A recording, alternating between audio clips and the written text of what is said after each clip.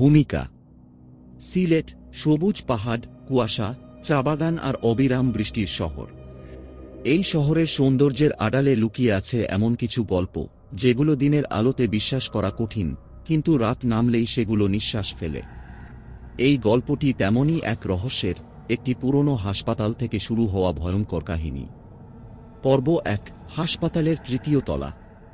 সিলেট শহরকে যারা চেনে তারা জানে এই শহরের সৌন্দর্য যেমন মোহময়, তেমনি এর রাতগুলো অদ্ভুত রহস্যে মোড়া। দিনের বেলা পাহাড়, চা বাগান আর ঝিরিঝিরি বৃষ্টির শব্দ যতটা শান্ত, রাত নামলেই ঠিক ততটাই ভারী হয়ে ওঠে বাতাস। আর এই রাতের বুকেই দাঁড়িয়ে আছে একটি ভবন, যেটাকে মানুষ এখন আর হাসপাতাল বলে না, বলে অভিশপ্ত বাড়ি। এর নাম নূর জেনারেল হাসপাতাল। শহরের একেবারে শেষ সীমানায়, যেখানে পাকা রাস্তা ভেঙে মাটির পথ শুরু হয়, সেখানেই হাসপাতালটি।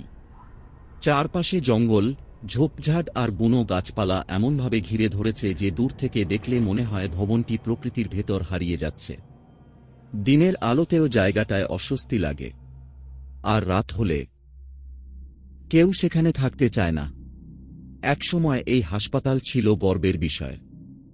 আশপাশের গ্রাম, এমনকি শহরের লোকজন ও চিকিৎসার জন্য এখানে আসত। আধুনিক যন্ত্রপাতি, অভিজ্ঞ ডাক্তার, সারাক্ষণ কর্মচাঞ্চল্য, সবই ছিল। কিন্তু সবকিছু থেমে যায় ২০০৯ সালের এক ভয়ঙ্কর রাতের পর। সেই রাতের পর থেকে হাসপাতালটি আর কখনো খোলা হয়নি। সরকারি কাগজে লেখা আছে কারিগরি ও প্রশাসনিক জটিলতার কারণে হাসপাতাল বন্ধ। কিন্তু সিলেটের মানুষ জানে কাগজের ভাষা আর বাস্তবের ভাষা এক নয়। স্থানীয়দের মুখে মুখে ঘুরে বেড়ায় নানা গল্প। কেউ বলে সেই রাতে তৃতীয় তলায় এক রোগী মারা যায় অপারেশন টেবিলে।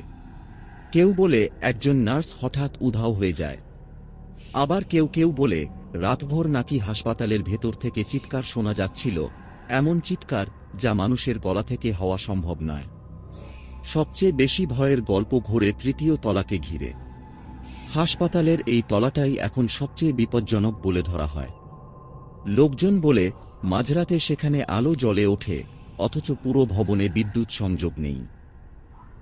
জানালার পাশে নাকি দাঁড়িয়ে থাকে সাদা পোশাক পরা এক অবয়ব। দূর থেকে তাকালে তাকে নার্স মনে হয়, কিন্তু কাছে গেলেই বোঝা যায় তার চোখে কোনো প্রাণ নেই, শুধু গভীর শূন্যতা। অনেকে দাবি করে সেই অবয়ব হাঁটে না, ভাসে। তার পা মেঝেতে ছোঁয় না। আর সবচেয়ে ভয়ঙ্কর কথা হল সে নাকি তাকায়, এক দৃষ্টিতে তাকিয়ে থাকে।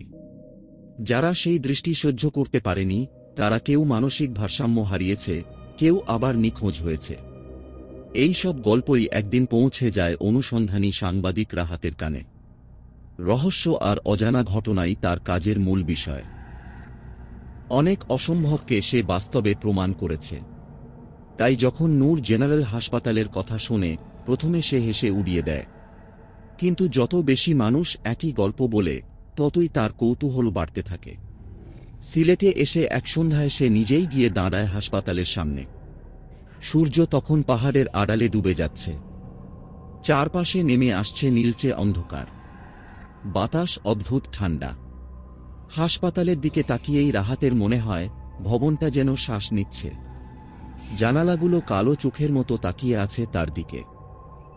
হঠাৎ করেই তৃতীয় তলার একটি জানালায় ক্ষণিকের জন্য আলো জ্বলে ওঠে। রাহাত চোখ কচলে আবার তাকায়। আলো নেই, কিন্তু বুকের ভেতর একটা অজানা চাপ অনুভব করে সে। এমন অনুভূতি তার আগে কখনো হয়নি।